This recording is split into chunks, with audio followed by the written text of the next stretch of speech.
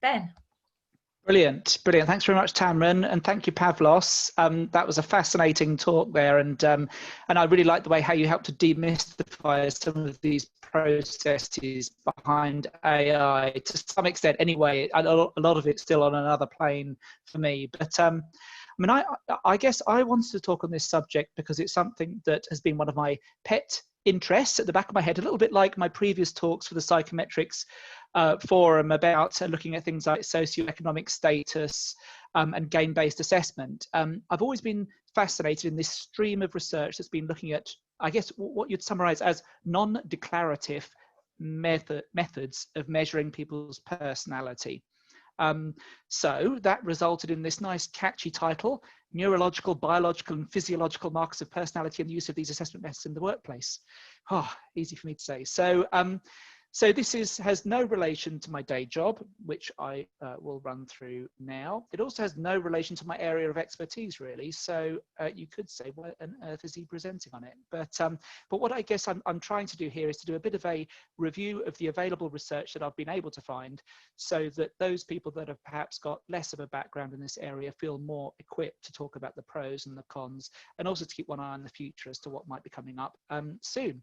So I'm a chartered psychologist, I'm occupational. I run a company called STEM 10. So we design psychometric assessments and behavioral assessments, I guess, I use the word traditional. I know that's often equated to boring, but often the things that we're designing are self-report measures or direct tests of people's reasoning skills or behaviors. I chair the Association of Business Psychology and interested in all things people related. And just a flag, I'm one of the many things I'm not. So I'm not a neurologist, biologist or physiologist. I'm not an architect, an industrial engineer or anything else either. But I guess I'm trying to come to it from an occupational psychologist stance to try to make sense of the field for everyone. I did notice that, how many have we got now? We've got about, I don't know, 15 people on webcam. So we do have an interactive component to this session. So I would ask that those who've got their webcams off, if they could turn them on.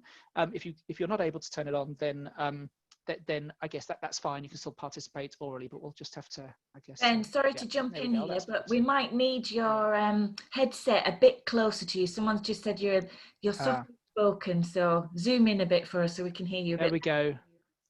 Hopefully that's okay. I had feedback I was too close the other day, so there seems to be like a millimeter difference between. No, yeah. That's good. Oh, okay. Thank you. So, and I guess some of the things we're talking about today. So we're going to start off by considering the strengths of self-report assessments and why alternative methods might be being sought out by both psychologists and by our clients. I'm going to review the research behind 4 broad areas of this type of personality profiling. So eye movements, including pupil size and its link to fluid intelligence, facial expressions, and I think I've got a special guest coming online to help me with this section. Skin conductance and its link to personality traits, or at least mood states, and speech recognition and natural language processing, which I think dovetails nicely with what Pavlos was talking about, and then draw it into a bit of a conclusion. I think I'd probably say that some of these methods we're talking about have already made inroads into the workplace setting. Some of them are still a little bit more in a clinical setting, but I guess it's useful to be informed of them, either to keep an eye on things to potentially to come that we could capitalize upon and use beneficially, but also to keep an eye on those things that might come online and I guess be pre-warned about some of the limitations that they might have in a workplace setting in particular, where there are things like, as Pavlos was mentioning, GDPR and legal requirements, and also the candidate experience to take into account. So let's start by talking about self-report personality profiling methods. So I mean, it's really as simple as this. So we've got series of statements that people tend to endorse on a scale, or they tend to choose between alternative competing options. This is by far the most common type of personality profiling use in the workplace. Why are they so popular? So there's a whole host of reasons, but I guess these are the reasons why they've been around for decades, and why I guess they're not going anywhere too quickly. So they've got lots of research behind them. So validity results show that they've worked in a variety of industries for a variety of different levels of roles. Yeah, we've got that link there. They're relatively inexpensive, and they don't require specialist equipment. So it'll cost you, I don't know, £10, £15 to get someone personality profiled, and they can go online and complete it quite easily. Candidates are very familiar with them. So I think this is something to bear in mind when considering some of these new techniques. So candidates accept them as part of the process. Being asked to be wired up to a galvanic skin response detector as part of a recruitment process is going to be unusual for many people, and they might react against that. They're legally defensible when used correctly. So I know in the past, personality profiling has been applied in a way that has fallen foul of legal challenge. So for example, when used in restructuring scenarios, but when used as an input into a selection decision to prompt probing at interview, etc., then yeah, perfectly legally defensible. And they provide useful, rich feedback for ongoing onboarding and ongoing personal development. So the outputs are understandable to the layperson. There's the kind of reports that are generated now have been honed over the years, so that you get candidate versions, you get line manager versions, you get versions that look at maybe put a different lens over their personality profile. Say, let's look at their emotional intelligence, let's look at their influencing skills, etc., etc. So really rich feedback, and it's really relatable to the workplace. So in the first interactive bit of the day, what I'd like to try out now is a bit of Zoom technology and have a bit of a discussion. So I've said 4 per group. I didn't realize there's going to be so many people on the call, but I think that still works, 4 or 5 people. So what I'd like you to discuss is, why might we, as experts in our field, want to investigate alternatives to the self-report method, given all of those strengths to it? But also, why might our clients and stakeholders put pressure on us to move away from the self-report method? So I guess there's always this tension in our field between what we might like to do and the paths we might like to go down, but then also what our clients are demanding from us, and from a commercial perspective, what we need to respond to. So if we could have 10 minutes for this discussion in the little subgroups, keep some notes, because what I'll ask you to do is to type up some of your key reasons in the chat box afterwards to keep it manageable. Okay, so Tamron, I might ask if you can. Yes, indeed. We will. You should be automatically moved into the breakout rooms shortly. So it's just randomised. We haven't done anything to allocate you. You should be able to still come back in if you need to, and I will still be here in case there's any issues. But otherwise, we'll see you in about 10 minutes. There should be a countdown to let you know that your time's about to run out. Remember to take those notes. See you soon. Brilliant, it worked. Hello, we're all back. Back to you, Ben. Wonderful. Okay, thanks. So you'll just need to share your screen again. We've lost it. Let me just go. Oh, that was easier than it's happened with the university, I can tell you. I've been doing training, Xanthi. Ah, well, you'll have to train me. It's coming out my ears. Yeah. So why don't we just pop down in the chat box some of the topics that came up. So again, you don't need to write it out in full, but just some of the key reasons why we, as I guess, psychology nerds, in the nicest possible way, might be interested in this, but then also the kind of pressure our clients might be putting us to say, look, could we move away from the self-report method? So let me pop up on the chat box to have a look. Just to say, the group that I was in talked about things like people's varying levels of self-insight. So maybe they haven't deeply reflected upon what makes them tick before, and that's a new experience for them. See, Dan said here is also about they could consciously decide to fake it in high-stake situations.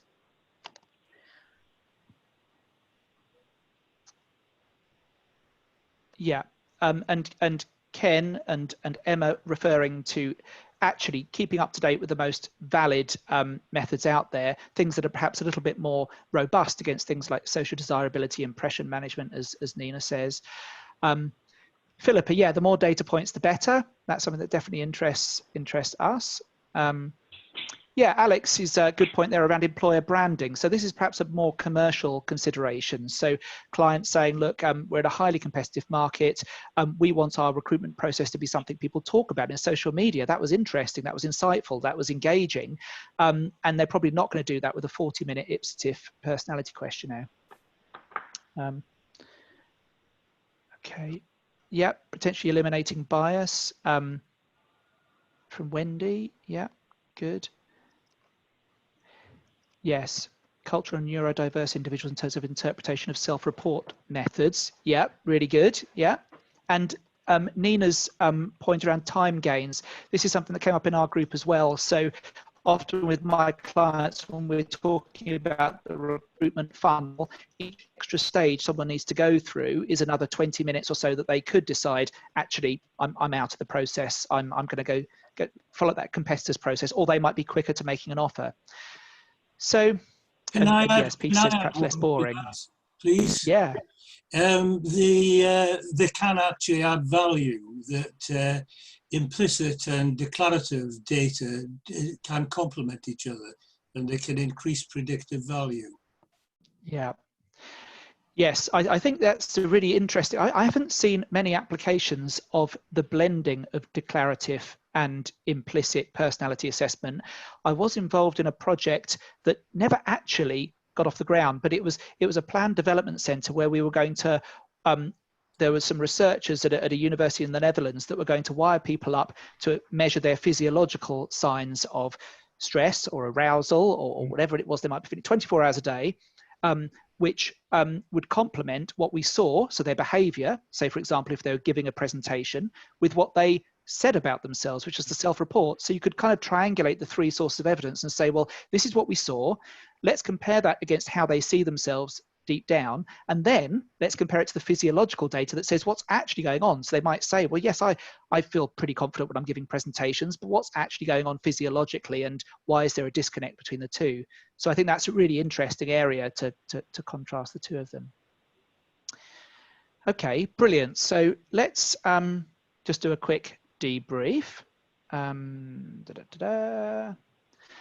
So here are some of the reasons that I've come across for why new methods are being explored. So the traditional methods require expert training to use, which takes time and money. So the good old BPS qualifications do require a bit of investment up front. Fakeability of self-report measures can take time for people to complete.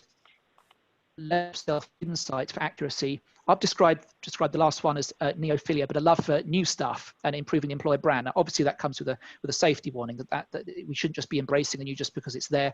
But if it can add real value, then that's fantastic. I'm just keeping an eye on time as we go through. So so that's the state of play with the declarative personality models. So let's take a little look at these non-declarative methods. So let's talk first of all about this framework for personality detection.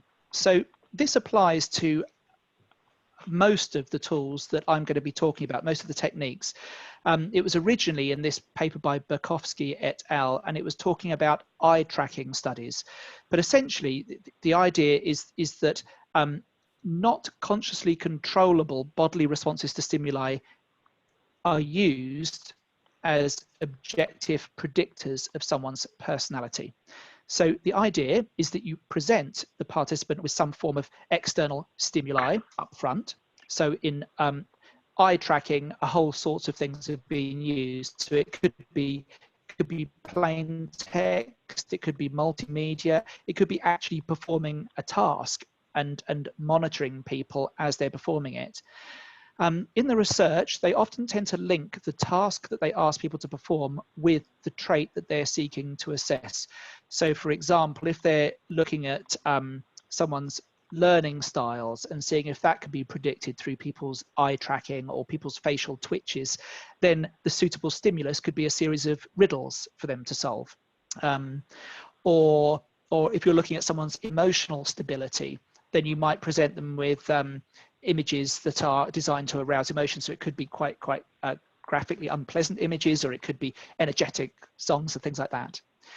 So that's the first part of the model around the stimuli. Then you have a sensing technology. So whatever that might be, whether it's measuring skin conductivity, brain activity, pupil size, etc., which is then fed into a data processing framework. So it gathers that data, holds it, and starts to manipulate it.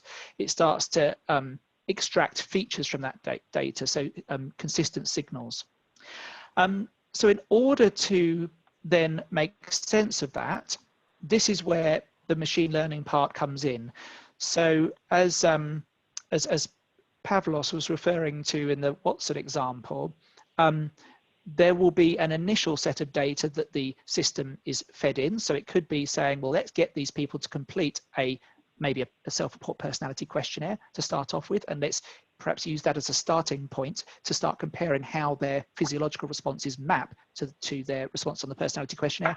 And then you tweak the algorithm over time. So you give it feedback on how accurate it was, and it learns, it improves in its ability to link those physiological traits to the personality features. I guess an interesting thing in all of this, and something that came up at an earlier Psychometrics forum, was using people's self-report measures as a benchmark of what their personality truly is, I guess, is based upon the assumption that the self-report measure is the gold standard of measuring someone's personality profile. And I know that with the game-based assessment providers, I know there's a couple of people from Arctic Shores on here, they've been having discussions with the BPS around construct validity. And I guess it's almost like, well, which one should be held up as the gold standard, the direct measure of someone's personality based upon this AI model, or the self-report measure that we're aiming to correlate people's responses to? Anyway, I won't get sidetracked. So let's talk about some specific areas of research that have been done in this area. So the first one I will talk about is eye tracking. I'm not sure if I can. Okay, I can't stop that image. So I'm just going to have to put up with that slightly unnerving GIF while I talk through. So selected research. So apologies in advance for the pronunciation, and I can send round links to these articles later if you would like. So Lercher et al. In 2018 looked at 200 different eye behaviors, which includes things like frequency of blinking, length of blink, where your eye happens to orient. And they found that they could reliably predict 4 of the big 5 personality traits. The one that wasn't able to be predicted reliably was openness. And this was actually not even conducted in a laboratory. This was conducted in a real world environment. So it was quite a powerful study, although the caveat is that this was only with 48 participants, so it wasn't a huge sample size. I talked earlier about Bukowski and his model. So in a study in 2019, he exposed subjects to images that were designed to get an emotional response. They used what's described as a commercial grade eye tracking sensor, and they found that they could predict personality traits belonging to 3 different models reliably. So those models were the dark triad, the reinforcement sensitivity model, which was one I hadn't come across before, and the hexaco personality model. So these were all predictable via people's eye movement responses. So I guess the academic research sounds quite interesting. How is it being used in a commercial setting? So one of the areas that I found it's being used is in the area of advertising, as you might expect. So a study by Nitschner et al. In 2015 looked at where people's gazes tended to go to on car advertisements. So a picture of a flash Mercedes or a Ferrari and some text that related to the price of the vehicle and a description of the vehicle. They found that people generally focused on the vehicle, the picture, rather than the price and the text. But when they looked at personality differences, they found that that neuroticism and extraversion were more associated with fixations on the car, and neuroticism and conscientiousness were focused on less fixations on the price and text. So the field of how to market to people more effectively, if you know the typical personality profile of your buyer, there is work in this area already. There's also some work in this area with the Chinese military. So again, apologies for the pronunciation, but Zhang et al. In 2015 used what was called a non-intrusive real-time eye tracking system to look for military recruitment. So it was a pilot study, and it was used on 12 samples in this recruitment round. I think that's 12 samples of people. I'm not sure of the exact sample size, but they found a strong correlation between where people's eyes tended to fixate and their test results in the personality questionnaire. So the idea was that they would start to introduce this to overcome cheating. Let's have a quick discussion about pupil size as well while we're on the subject of eyes. So I guess the first thing to say, and this is something that I wasn't aware of, so it was just something that was really interesting as I started reading up on this, but apparently, like since the 1960s, it's become known to psychologists that the size of our eye pupils is related to a lot more than just the amount of light that happens to be entering into our eyes at a given time. So for example, in a memory span task, like in the good old digit span, where you need to repeat back a growing list of numbers to measure short-term memory, they found that people's pupils dilated with each new item held in short-term memory, and it constricted as each item was subsequently recalled. And this study that's shown in this graph here, which was from 2016, as it says, showed that people's baseline, so this is their resting pupil diameter, is significantly linked to their fluid intelligence. This was a sample size of 331 people, and that is a component of people's kind of IQ scores. Also in this study, they showed that this is not just I guess a one-off. They found that baseline pupil size is a reliable measure. It stays more or less constant over repeated test sessions. So the test retest was above 0.7. And they also looked at confounding variables like age, gender. They also looked at nicotine and caffeine consumption to see if that could be playing a role. But they didn't find any link there. So yes. So I think in terms of the link between eye movements and personality prediction, there seems to be some interesting academic research here, and there are some applications within a workplace setting, although it's not been wholesalely adopted now. I'm going to quickly check the chat, but I'm a little bit behind on my timings. Okay, there's a couple of things that come up. Anton added something, but there hasn't been a lot on the chat, Ben. Okay, great. Okay, thank you. If you don't mind me saying, I think someone's playing with the door behind you, which is a little distracting visually. Right. But that's fine, but just so you know. Thank you very much. And I'm going to address that right now. Okay.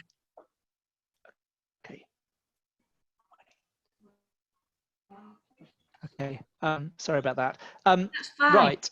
BBC so that's. There is a question from Radhika that's come in about pupil size, and Nina as well. Okay. Yeah, let's yeah.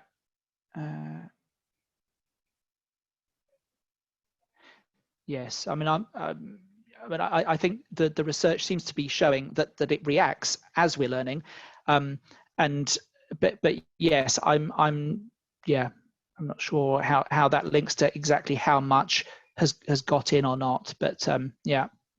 Okay, let's talk about facial expressions. So this is the reason why I've got a little bit of a distraction at the door. So let me just call in my willing assistant.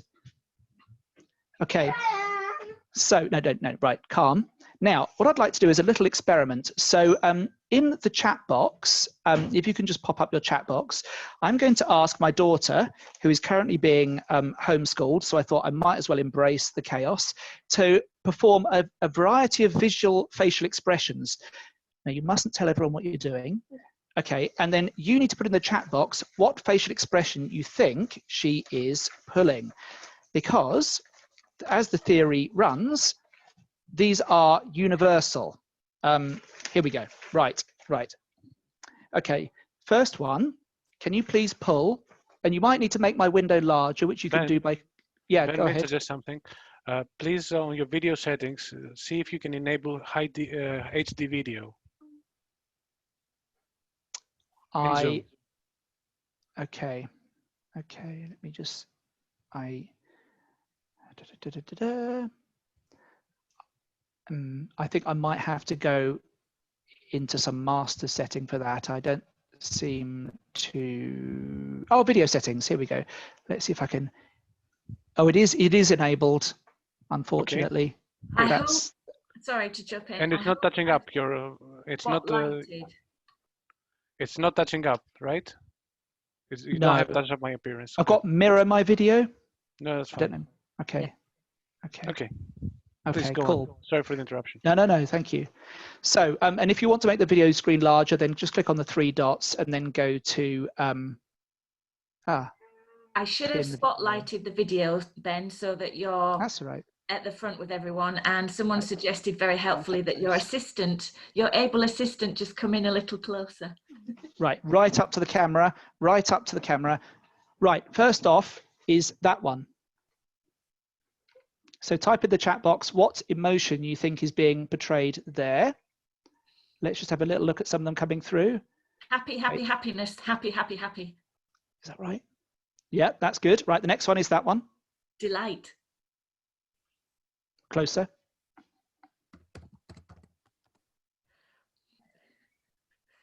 Good. Excellent. Annoying. Yeah. Closer. Oh, good. Sadness. This is proving the experiment well. Let's just do a couple more. Let's do that one. Closer. Do the expression that you pulled when you found a dead spider on your arm in the bath.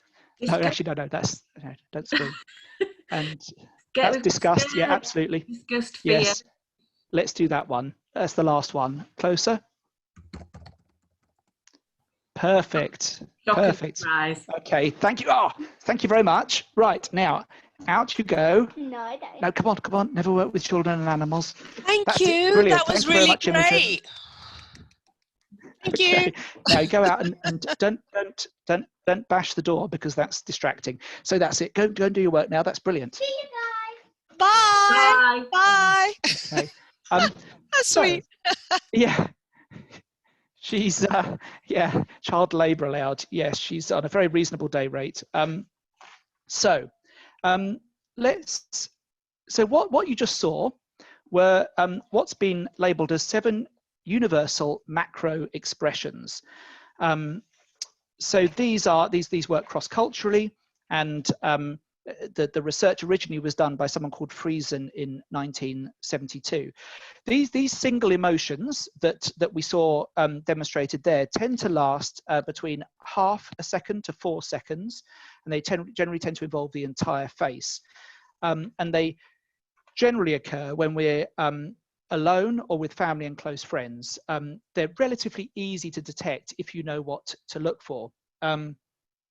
However, what a lot of the research is looking at is micro expressions as well. So smaller units of expressions that go on and off the face in a fraction of a second. They can be a 30th of a second. And the idea is that these are potentially signs of concealed emotions, or rapidly processed but kind of like a concealed emotional states. So how has this been applied?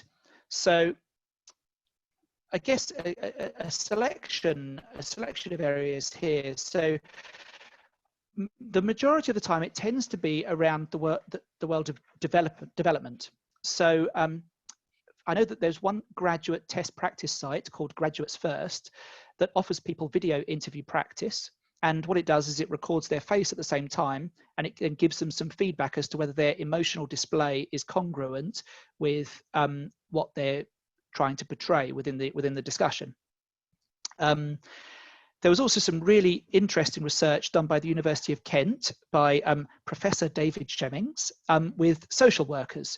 And this was where they used facial tracking whilst showing people details of quite a traumatic social work case. And they said, they asked people to self-report, what are you feeling at the moment? And in most cases, the social workers would say empathy and sadness. But what they found for a few people, that when they analysed their micro expressions, is that what they were showing were signs of disgust. So there were narrowing of the eyes, a slight aversion, even when they were saying that what they were experiencing was empathy or sadness. And that allows for a really rich discussion as to well, where is there discontinuity between what you're saying you're experiencing and what you're displaying to the other person? What impact could that have on the user of the social work services if they think you're showing disgust in response to what they're telling you? And were you distorting your self-response, or did you genuinely mislabel your emotion? So this is being used in development settings.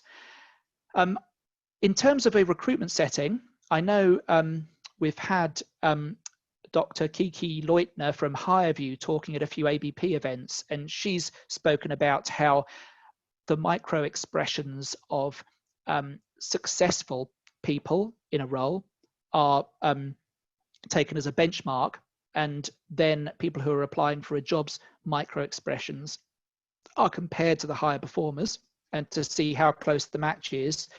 I guess the issue here is that we don't necessarily know what we're measuring. So yes, sure, we might say this person has a close facial match to high performers in the role when they're answering questions in response to stimuli. But if we need to justify why that person's been rejected, then it becomes quite hard to be able to justify that. I think the other consideration in using this for selection is that people are generally uncomfortable with it. So there was some research done by Gartner in 2018 that showed that it was done with 4,000 people in the States, and 52% of them said that they would never want their facial expressions to be analyzed by AI. So there might be user acceptance issues with it as well. So I think in development, it seems to be being, I guess, taking more traction than in selection. Okay. The next topic is skin conductance, so kind of the galvanic skin response, and how this links to someone's personality. Can I just please in and point you to, there are a couple of questions on chat, almost from Lynn. Does that mean, before you move to that one, do we have less conscious control over micro emotions? Yeah, so micro expressions. Yes, I think the idea is that whilst, as you just saw then, you can fake the macro expressions. If I asked my daughter to try to simulate the micro millimeter narrowing of the eyes that might come along with some of these expressions, along with dozens of other micro expressions, that would be far harder to fake. It's a little bit like that difference between the genuine smile and the fake smile. So I can kind of go, or if I'm properly laughing, so if I think about, I don't know, I can't do it now, but then you see the eyes kind of crinkling around the edges and things like that. So it's those smaller micro things that are not fakeable, and therefore are supposed to be giving more of a window into the personality profile. Yeah, and I can see Wendy's said might need to counsel someone after feedback on micro expressions, and yeah, I mean the people that are researching this are experts in a clinical setting as well. So this is, I guess, and it's an interesting question actually about the organizations that are doing the work in this area. So to what extent do they have safeguarding guidelines about the potential impact you could have on someone by giving feedback around this? I mean, we have guidelines on best practice in the use of self-report questionnaires, but is there the same thing here in the use of kind of facial expressions? I don't think there is. So, but correct me if I'm wrong on that. So skin conductance. The person on screen there is Dr. Rosalind Picard, who's working at MIT, and she's come up with that cool thing that she's got on her hands there called the Galvactivator. So in any other situation, you'd think it sounds like really cheesy, but no, but it's from MIT. And what's great about this is that it's a wearable device that you can take with you all day. So you don't need to be wired up to a static machine that's measuring your galvanic skin response, but you can wear about it in your everyday interactions, and it can monitor it continuously. Now, where this has been mostly used is in a clinical setting. So, and it's looking at baseline levels of electrodermal activity. So that galvanic skin response. And the main categories of, I guess, personality types that seem to be coming out from this research is putting people either as a what they call a labile or a stabile. I guess someone who is classified as a labile is someone who has more exaggerated changes in their mood, often in quick succession.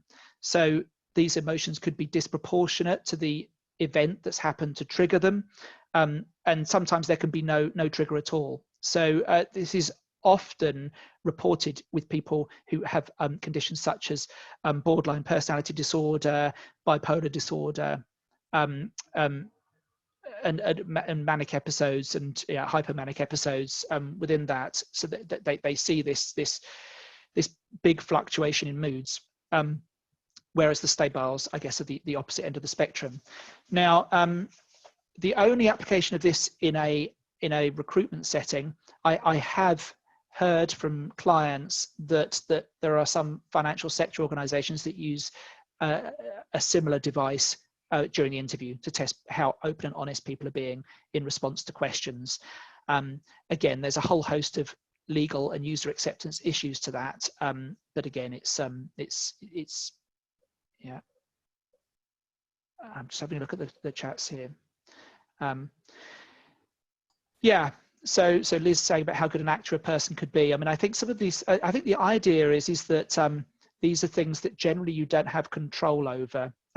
So it's trying to find which physiological responses are least susceptible to conscious manipulation. So again, maybe there are ways that you could control your galvanic skin response. I'm sure I've seen enough spy dramas to see how that's done.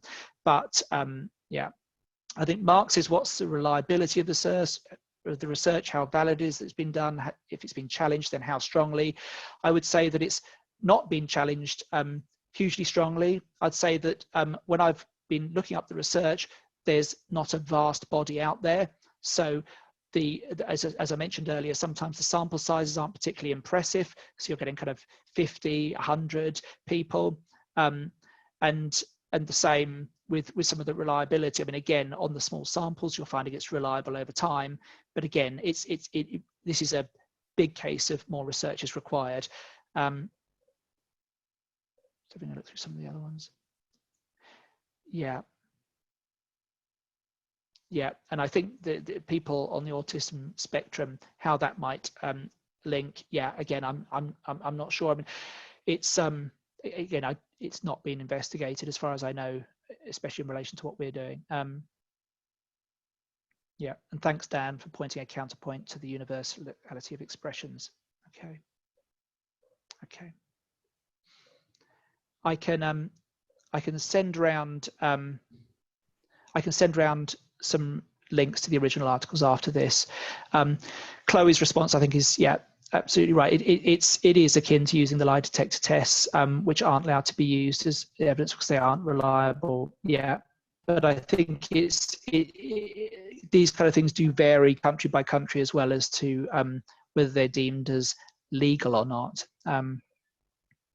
Okay, Paul Harris raising the area of nootropics, which I believe are cognitive functioning enhancing drugs, which I'm not particularly familiar with. So sorry, Paul. But yes, I think that could be a confounding factor as well.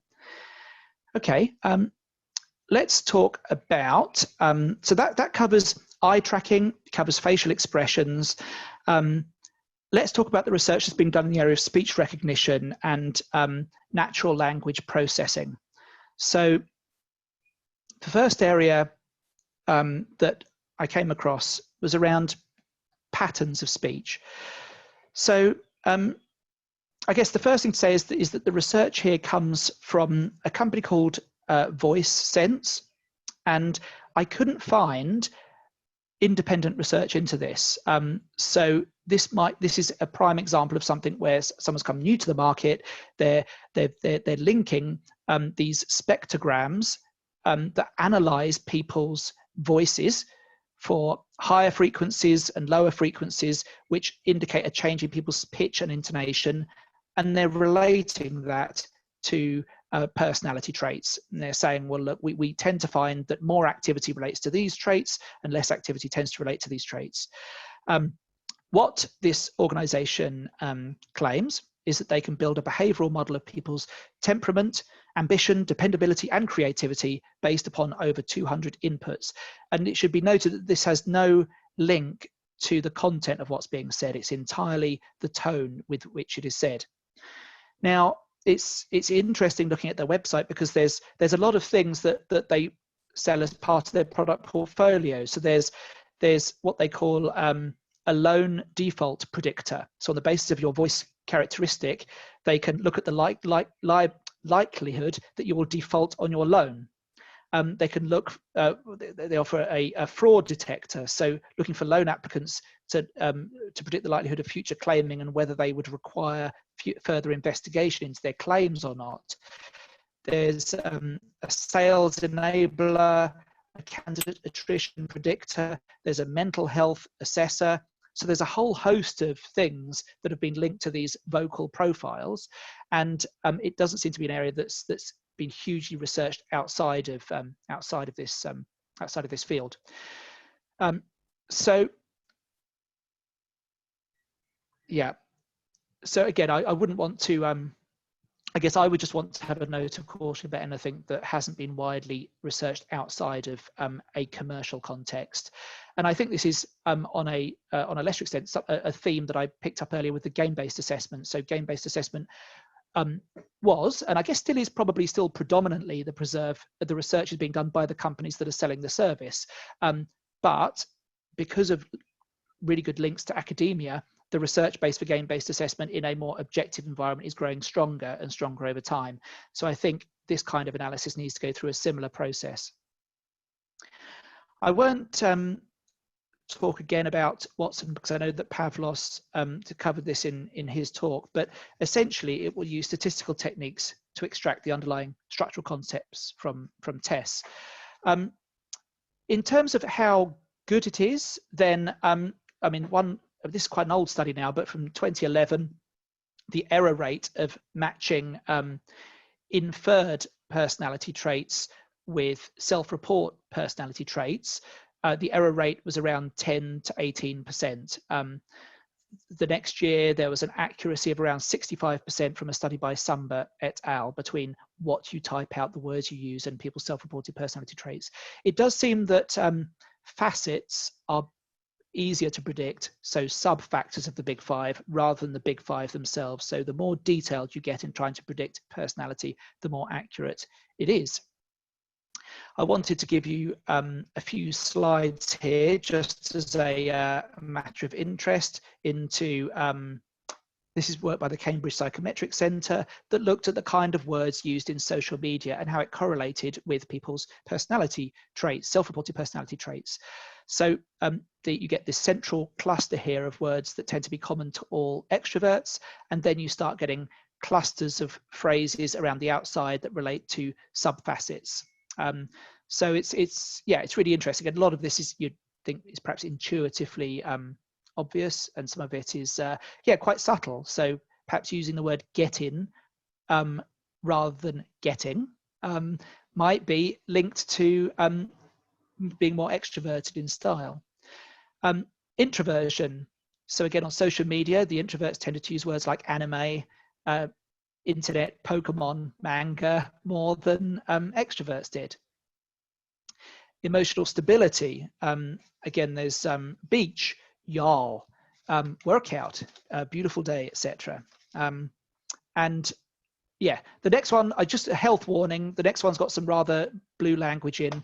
But again, the kind of phrases that are used by people who self-reported high on neuroticism are obviously showing signs of frustration and signs of anger even on social media platforms. Now, this applied at work. Some of you may have come across a company called Crystal Knows. And what they do is that they get publicly available information. So that could be from your LinkedIn profile. It can also be from, there are certain things that are alluded to in relation to your use of Google Mail. So if you haven't quite ticked the right box, then your data is usable in an anonymous form to start to act as a source of data to build up personality profiles by third parties. And they've researched this and compared it against people's personality profiles based on things like, as it says down the bottom there, the Enneagram, Myers-Briggs, DISC, Big Five, etc. So, how is this applied? So how it works is it's a little bolt-on to Google Chrome as an extension, and you can look at someone's LinkedIn profile, press a button, and it will give you an idea of their personality profiles. So based upon my use of words in Google and on my LinkedIn profile, it's predicted that I'm likely to thrive in an unstructured environment and tends to act on intuition over logical analysis. In order to get on with me, be casual and express enthusiasm. I like meeting new people. I avoid small details, like the fact of telling my daughter exactly when to come into the room and not to interrupt us 10 minutes early. So, and then you can use it things like, well, I need to call Ben to make a sales pitch, or I need to meet with Ben in order to deliver him bad news, and it will start giving you advice. It's really interesting to play with. It's a free thing for the first 5 profiles. I've had to play with it on my team. I personally think it's quite accurate. I know that there's a lot of skepticism about it, and certain members of my team thought that it was less accurate, but I don't know. I was pretty impressed by something that required absolutely no input whatsoever. Now, I'm conscious of the time, so what I was going to do at this point was to say, guess his facial expression, and the answer was one of concern. And I was going to have a bit of a breakout where we were to discuss your concerns on the back of this and what we could do to mitigate it. But I know we're at time now, so I will probably draw the presentation to a close. And if you do have questions afterwards, then drop me a note. I'm on ben@sten10.com. That's ben@sten10.com. Or you can look at my LinkedIn profile and analyze my personality if you like. So thank you very much, and look forward to the next session. Thank you. Thank you, Ben. Hi, Tamron again, back online. We are at pretty precise timing, fantastic. 12:15 was when we're due to stop for lunch. I would suggest though that we just take 5 minutes and open up if there are any questions now, Ben, and then I'll let you know a little bit about what the lunch is. So if we take 5 minutes now, for those who can stay, please do and ask questions. Otherwise, we would start again in the afternoon session just before 1 o'clock. But any questions anyone has, feel free to. There's a lot of chat going on, but I would say just unmute yourself or put your hand up if you'd rather me manage that. Over to you.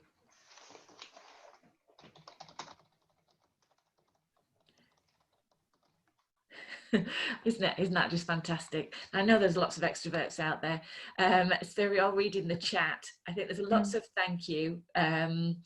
Lunch, someone's asked if we can't stay have lunch, should we leave? No, you're very welcome to stay. Lunch is very informal. It's going to be a few breakout sessions, but we will take a 10-minute break now, and then I'll come back online. So whenever you join, I'll just put people into breakout sessions and move them around randomly.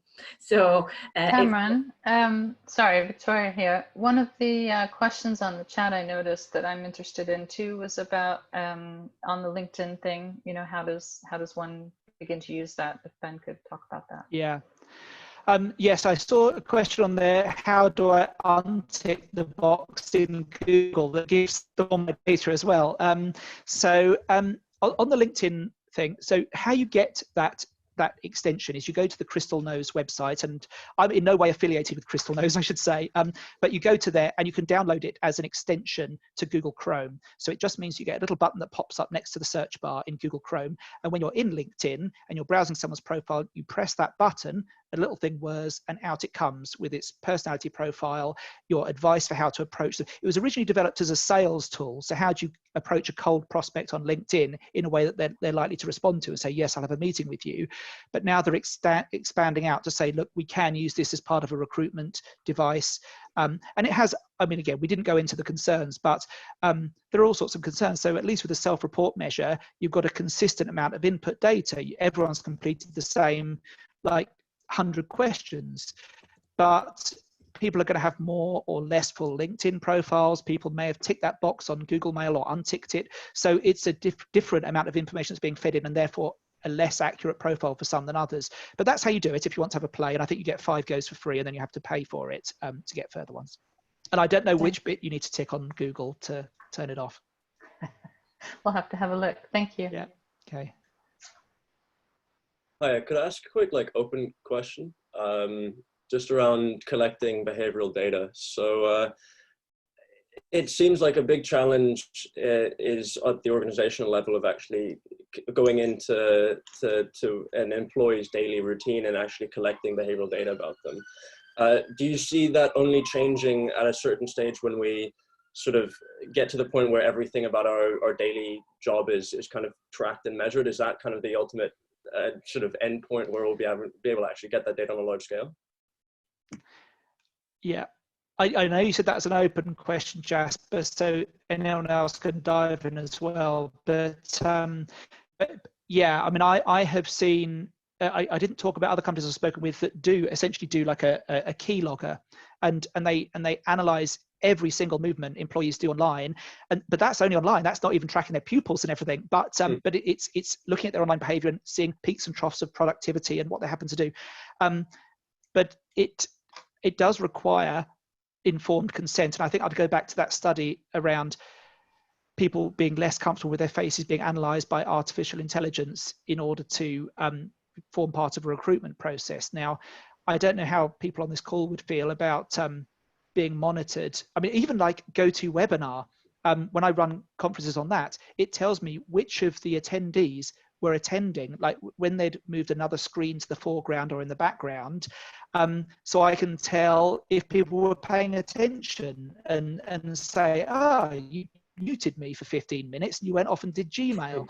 And that's quite unnerving for people to know that. So to have every single second of your working day tracked, I think would be quite a big sell. So it's that distinction between academically, that would be wonderful, but commercially and user acceptancely, I'm not sure. I don't know, has anyone got any other views on that?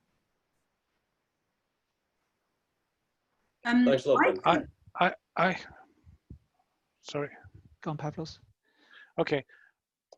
There's one thing that is very worrying with all these, and it's not about the, I may be a person that procrastinates in my personal life, but I know that when I come for work, I need not procrastinate. Otherwise, I will not keep the work.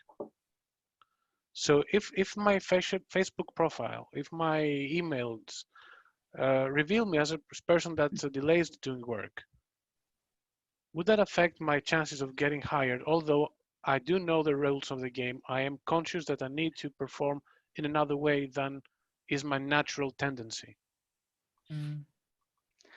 I think that's quite right. And you think about the distinction between a personality tool like the OPQ that positions itself very much as your behavior at work. So think of yourself at work, not yourself at home, and versus a more general tool that might say, think of your whole self, that's perhaps less commonly used in recruitment settings. And I think there is a distinction. I think you have to kind of knuckle down and meet deadlines at work, but you might be a complete flake with your friends. And if the profile is based upon an assessment of you in the round, it might not be specific enough for the workplace. And that's a really good point. Yeah. I thought a book by Shoshana Zuboff, she's talking about surveillance capitalism, which very much is what we are talking right now, does highlight quite a interesting issues related to all these alternative data to predict personality, behavior, advertising, marketing, just population manipulation in general. Are you aware of the book? What was that called? Surveillance? It's called Surveillance Capitalism, and it's written by Shoshana Zuboff. Brilliant. I think I saw Jasper nodding at that. I don't know if you've read that book yourself, Jasper, but that sounds like a really good interest. And that's relating to all aspects of our lives, is it, Ada? Well, basically how it's related to that app that you're talking on Google to predict personality. So it's data collected without our knowledge, and it's being now available to somebody to assess my personality before talking to me. And that I would be quite concerned about that. Yeah. And I think that's where it's a bit like Jurassic Park. Like, just because we can doesn't mean we should. Exactly, And it might be the fact that yes, we could. Yeah, from a scientific and an AI perspective, we can predict all this stuff. But should we? And will it have unintended consequences? Like people saying, well, look, if that level of surveillance is being conducted upon employees, that means that they obviously don't trust them to get on with things. Even if that's not correct, that could be the perception, and they might refuse to work for them. So it's instilling that human element, which again is where us as psychologists can really help and say, well, yeah, that mathematically that would work, but in practice we can see a number of issues with that. So, and how much data do we actually need for employees to perform well? How much of that is relevant to their performance? Yeah, and it'd be interesting to consider is in the whole idea of marginal gains. So if in a highly competitive environment, an organization can get 2% more productivity by tracking people's keystrokes and giving them a little prompt when they are on a non-work website for more than 2 minutes or whatever it might be, then commercially some companies might leap at that. But then it comes from something that's very numbers based and very factual to a far more nebulous concept, like what's the values of the organization and how is that lived and breathed and experienced by the workers and the leaders. So that's a question they'd need to answer. How much data do you need and what's its impact? Exactly. I'm going to jump in